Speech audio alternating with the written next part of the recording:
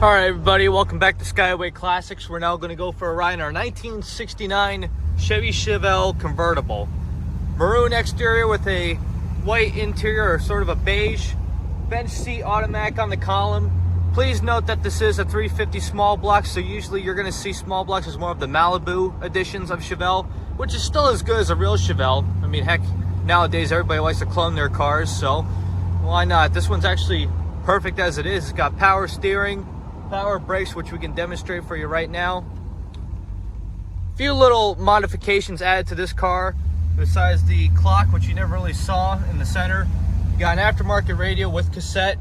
You got the wooden wheel, and actually this column is very different because I've never seen one that has a key on the bottom. And besides that, still works, still provides a little bit more design to this car. The really nice part about this car, though, is that it has a power top, but more importantly, the bench seat, which means that you can fit more than just 4 people. You can fit probably 6 or 7 people. And that's what Chevelle wanted to do. They wanted to make comfort. But anyway, we're going to get her turned around, put her on the lift, let you take a look at the underneath. We'll see you there.